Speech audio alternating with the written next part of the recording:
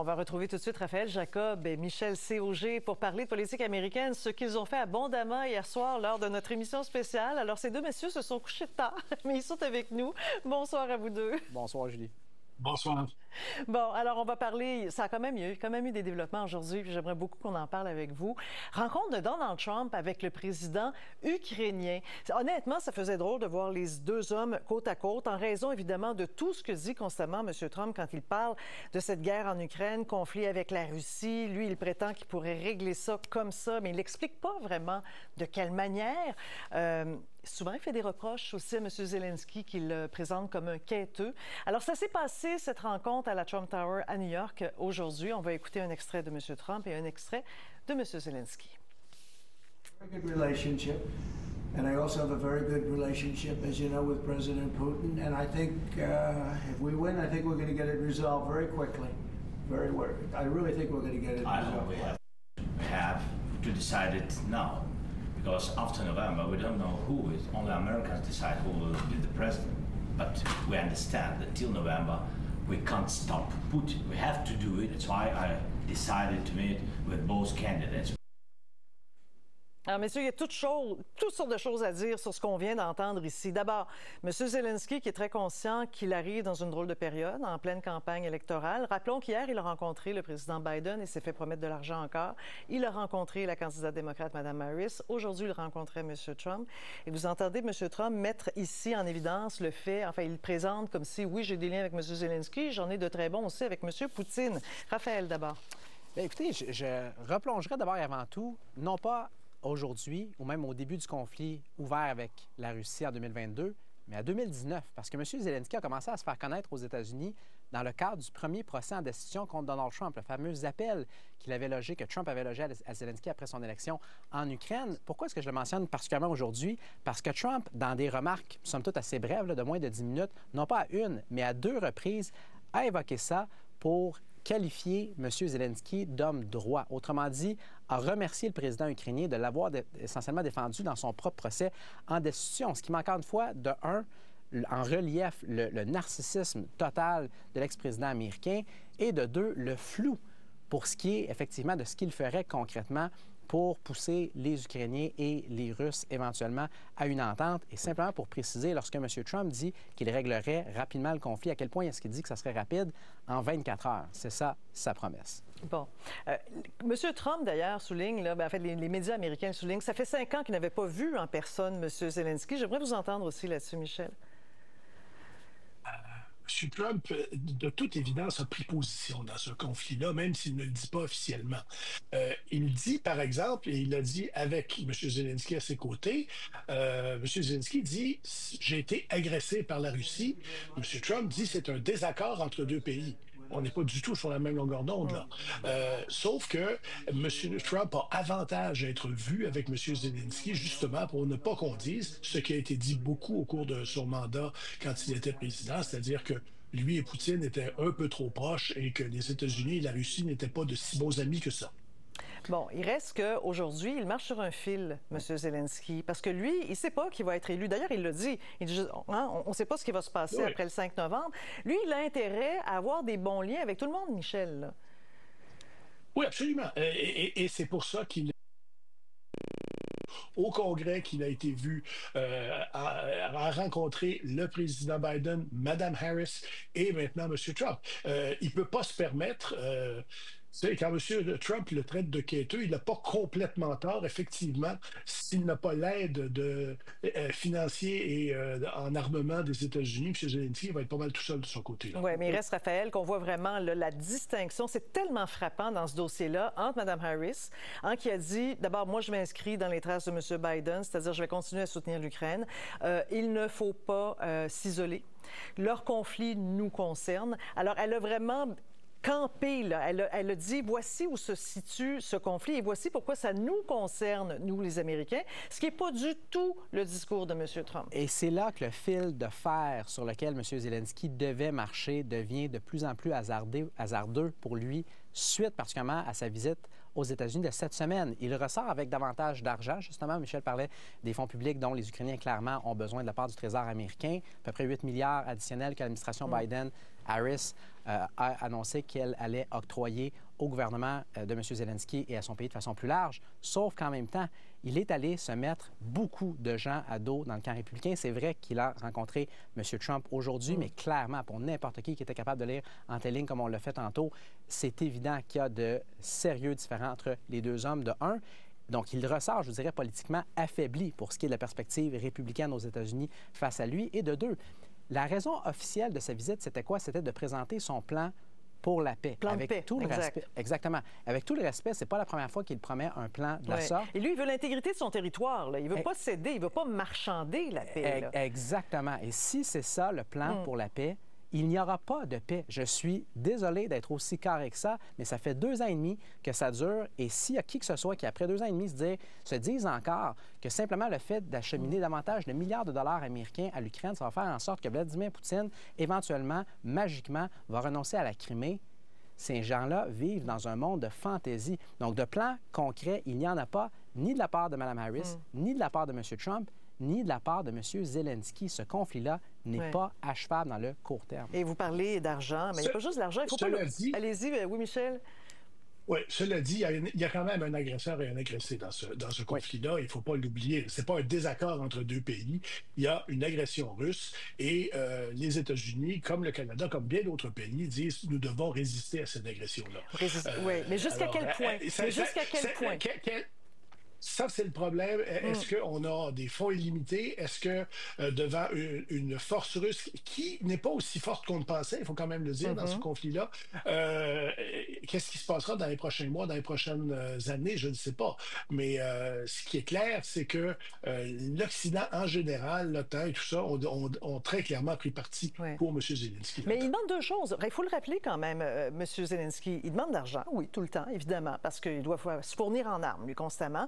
Mais d'autre part, il demande le droit d'utiliser ces fameux missiles longue portée, donc les armes vraiment très, très lourdes, sur le territoire russe. Et vous avez entendu encore une fois M. Poutine dire cette semaine, brandir la menace nucléaire et dire, attention, si des armes qui appartiennent à un autre pays, là, par exemple les États-Unis, se retrouvent dans notre territoire, c'est une déclaration de guerre, ça, Raphaël. Alors, et ça, M. Biden, il ne s'est pas rendu jusque-là. Là, et M. Trump, il n'en a juste pas parlé. Exact. En fait, M. Trump, à chaque fois qu'il est question du spectre nucléaire, il parle de cela comme étant la plus importante menace faisant face à l'humanité de façon générale. Pour ce qui est de M. Biden, de M. Zelensky, c'est, je vous dirais, une espèce de suite qu'on a depuis des mois et des mois et des mois. C'est-à-dire que les Ukrainiens demandent de faire un peu plus avec l'armement américain. L'administration Biden hésite sur le coup, finit par dire oui. Et du côté russe, M. Poutine brandit la menace du nucléaire, revient sur ses paroles, ou tout au moins arrête d'en parler, la ressort à nouveau. Et on est dans cette espèce de jeu diplomatique, si on peut appeler ça un jeu, depuis, encore une fois, plus de 2 ans maintenant, avec aucune espèce de fin prévisible à ce stade-ci. Alors, en tout cas, c'est pas aujourd'hui que ça va se régler, mais on comprend justement cette espèce de malaise aujourd'hui dans cette rencontre entre M. Zelensky et M. Trump. Là, hier, vous avez participé à cette émission spéciale avec Céline Galipo, avec Patrice Roy, pour marquer évidemment 40 jours avant la date butoir de l'élection américaine. Donc, on est 39 jours aujourd'hui. Et bien, le temps file vite. Alors, évidemment, on sait que les stratèges travaillent très, très fort. Chaque déplacement de chaque candidat est réfléchi. Il y a toujours une idée, une intention derrière ça. On va regarder justement les déplacements stratégiques. Kamala Harris qui se rend à la frontière du Mexique aujourd'hui. Bien, c'est pas banal, Michel, évidemment. C'est pas tout de suite, hein. C'est en soirée, il va y avoir un rassemblement. Mais il y a un message. Donc, elle doit montrer là-dedans qu'elle durcit le ton, qu'elle est consciente de cet enjeu-là, parce que tout le monde présente l'enjeu de l'immigration dans son camp comme une faiblesse. Oui, elle doit montrer que c'est quelque chose qu'elle considère d'important. Deuxièmement, qu'elle appuie la décision du président Biden de renvoyer les gens chez eux, parce que ça, c'est relativement récent. Et troisièmement, il faut aussi qu'elle dise, n'oubliez pas, il y avait une entente bipartisane au Congrès, et c'est M. Trump qui a dit aux républicains, ne votez pas pour ça, on veut que la frontière reste un problème, parce que ça m'aide moi. Alors ça, c'est vraiment la portion la plus partisane de son déplacement, c'est de dire, vous savez, il y avait une entente entre les 2 partis au Congrès, puis Trump l'a fait dérailler. Ça, c'est ce qu'elle va essayer de dire. Évidemment, il faut aussi qu'elle montre que, pour elle, c'est un enjeu important, parce que le danger, évidemment, c'est pour elle, c'est que M. Trump dise, voyez, elle n'est jamais venue à la frontière, ça ne l'intéresse pas. On lui avait donné des responsabilités là-dessus, elle s'en est pas occupée. Alors, il faut qu'elle ait l'air de considérer ça comme étant important. C'est important ce que vous venez de dire. C'est pour ça, entre autres, que c'est une faiblesse en Raphaël. C'est parce que comme vice-présidente, on lui a demandé aussi de prendre à bras-le-corps ce dossier-là et elle a laissé un peu tout le monde sous l'impression que, ben, je ne sais pas si elle s'en est occupée, mais enfin, bref, ça n'a pas été efficace en bout de ligne. Les gens ont l'impression que ça n'a pas marché quand elle s'en est occupée. Absolument. Sur les dossiers majeurs, sondage après sondage, depuis maintenant des mois, indique que c'est effectivement sa plus grande faiblesse par rapport à M. Trump, même si, on doit toujours le rappeler, ce n'est pas l'enjeu numéro un, pas plus que l'avortement l'est. En fait, en ce qui me concerne, l'avortement est un petit peu l'image miroir de l'immigration, dans la mesure où c'est l'espèce de cheval de bataille principal d'un parti, la faiblesse principale de l'autre, et on essaie à la fois pour M. Trump sur le dossier de l'avortement, dans ce cas-ci, du côté de Mme Harris, sur la question de l'immigration, de limiter les dommages auprès de l'opinion publique. Il n'y a personne, je crois, dans le camp Harris qui croit que du jour au lendemain, suite à cette visite-là, Mme Harris va être vue de façon plus positive que M. Trump pour ce qui est de la gestion de l'immigration clandestine. L'idée, c'est encore une fois peut-être de minimiser les pertes. Il y a quelque chose de, somme toute, assez audacieux, effectivement, dans cette visite-là, mais je vous dirais que de façon beaucoup plus large, ça se réinscrit, ou ça s'inscrit plutôt dans ce vaste effort qu'on voit depuis des semaines de réinventer jusqu'à un certain point Mme Harris, qui non seulement n'a pas été vue comme étant très active sur le dossier de l'immigration depuis qu'elle est vice-présidente jusqu'à tout récemment, mais lorsqu'elle était sénatrice, s'était déjà exprimée essentiellement en faveur de potentiellement éliminer l'Agence de contrôle des services frontaliers aux États-Unis. Donc, c'est vraiment un effort de relations publiques. On verra à quel point ça sera payant pour elle et sa campagne. On va regarder maintenant la stratégie dans le camp républicain pour Donald Trump. Il y a vraiment quelque chose qui marque un peu l'imaginaire ici, c'est qu'il veut retourner à l'endroit où il a été victime d'une tentative d'assassinat, donc Butler, Pennsylvanie. Il veut faire un grand rassemblement et ce sera à ce moment-là, la date est importante, là. 5 octobre, c'est exactement un mois avant le scrutin du 5 novembre. Évidemment, il a marqué l'imaginaire après la tentative, hein, quand il avait le visage ensanglanté, le bras levé. Bon, il a eu l'air d'un vainqueur. Il a eu l'air de quelqu'un qui est solide. Sa femme en a remis cette semaine dans une entrevue. Elle a accordé une entrevue en disant, écoutez, c'est pratiquement un miraculé, mon mari. Raphaël, c'est une bonne stratégie de le ramener là? Écoutez, il a très peu à perdre. À quel point est-ce qu'il va gagner de ça? Ce qui est quand même assez spécial pour le moins, Julie, c'est que, rappelez-vous, dans les jours qui avaient suivi la première tentative d'assassinat contre M. Trump, dont évidemment on voit les images présentement, lors de son fameux discours à la Convention républicaine, son discours d'investiture, qu'est-ce qu'il avait commencé en disant? Essentiellement qu'il allait parler, parce qu'à ce moment-là, il ne s'était jamais vraiment exprimé publiquement, là, après 2, 3, 4 jours, sur la tentative d'assassinat dont il avait été victime. Donc, il allait s'exprimer, il allait en parler brièvement, mais après coup, il n'allait plus jamais en parler parce que c'était trop douloureux pour lui. Connaissant le personnage, à peu près n'importe qui regardait ça en temps réel se disait c'est complètement absurde, il ne pourra pas s'empêcher d'en reparler, d'en reparler. C'est exactement ce qu'on va voir dans les prochains jours et je crois qu'on devrait s'attendre à voir quelque chose de plus large là, aussi, qui s'inscrit dans quelque chose de plus large, c'est-à-dire pas simplement vouloir reparler de Butler, mais parler des tentatives d'assassinat, à la fois celles qui ont été démontrées, Butler, celles autour de son terrain de golf en Floride, et celles alléguées, notamment cette espèce de complot dont on a beaucoup parlé dans plusieurs médias américains cette semaine, comme quoi le gouvernement iranien aurait cherché à l'assassiner. Pourquoi est-ce qu'on voudrait parler de façon plus large de toutes ces différentes dynamiques-là? Parce que Trump se présente non seulement comme un martyr, mais comme un grand leader. Et selon ses propres dires, seuls les présidents qui ont de l'impact sur l'histoire peuvent faire l'objet de tentatives multiples d'assassinat de la sorte. Donc, en faisant cet amalgame entre les tentatives d'assassinat réelles, celles avortées, l'Iran qui voudrait s'en prendre à lui, essayer de mélanger ça, parce qu'à un moment donné, on essaye de décoder là, ce qui s'est dit cette semaine. Est-ce qu'on est en train de dire que c'est l'Iran qui est derrière les tentatives? Ça crée beaucoup de confusion, finalement, tout ça, Michel. Mais s'il joue cette carte-là, c'est qu'il a l'impression que c'est porteur, là. Écoutez, ces porteurs, il s'est plaint très ouvertement qu'on n'avait pas parlé assez de la tentative d'assassinat à Butler en Pennsylvanie, en disant que j'ai pris une balle pour la démocratie et tout ça. C'est pas étonnant qu'il y retourne. D'un autre côté, ne l'oublions pas, probablement que le candidat ou la candidate qui gagnera la Pennsylvanie gagnera la Maison-Blanche. Alors, il va y aller plusieurs fois en Pennsylvanie, là, ça ne sera pas la seule. Mais il est clair qu'il veut exploiter la question question de la tentative d'assassinat qui a eu lieu en Pennsylvanie, de la photo qui est devenue iconique de lui qui se relève et qui dit « fight, fight, fight ». Alors, c'est tout à son avantage et il ne s'en prive pas de toute évidence. La question quand même, Julie, c'est de savoir dans une semaine, est-ce qu'on va voir M. Trump à Butler avec un bandage géant sur l'oreille? Ah, bon. Ça vous avait marqué, ça? Je pense que ça avait marqué bien des gens sur le parquet de la Convention républicaine. Puis on se demandait quelle était la nature de sa blessure, parce que ça avait l'air immense, effectivement. Bon, mais là, il n'y a plus de bandage aujourd'hui. On va parler de l'autre moment qui s'en vient. Alors, il y a eu un débat. Jusqu'à maintenant, M. Trump n'a pas l'air de s'embarquer dans un deuxième débat contre Mme Harris, manifestement, mais il va y avoir celui des colistiers. Alors, M. Vance contre M. Vance, ça va venir vite. C'est mardi prochain. Ça va être à New York. Michel, est-ce que ça, c'est... Est-ce que juste les gens qui suivent ça, qui analysent ça, qui vont regarder le débat, parce qu'il va y avoir une émission spéciale aussi sur nos ondes, on va le suivre de très, très près, ce débat-là, ou est-ce que ça, c'est vraiment un événement aussi fort que celui des candidats comme tels? Non, non, ça n'a pas l'ampleur du débat des candidats à la présidence, mais c'est quand même très regardé aux États-Unis. Ça a la moitié à peu près des codes d'écoute du débat des candidats à la présidence, donc c'est quand même pas trop mal, là. Et les deux candidats sont extrêmement différents, et on peut quand même le dire, M. Vance, le candidat républicain, et la déception de cette campagne électorale-là, son négatif est extrêmement fort dans les sondages. Il n'aide pas beaucoup M. Trump. D'un autre côté, M. Walz a été très bien reçu à la Convention démocrate, mais on n'en entend plus parler à peu près depuis ce temps-là. C'est une façon pour lui de revenir sur la scène. Ça va être un débat assez intéressant parce que les deux ont quelque chose à prouver. Et M. Vance, qu'on voit à l'écran, là, a vraiment été un problème pour M. Trump depuis le début. Il faut que ça arrête parce que si c'est serré, cette élection-là, on n'a pas besoin de perdre des votes nulle part, là. Raphaël, est-ce qu'on va encore entendre parler de chiens, de chats et de...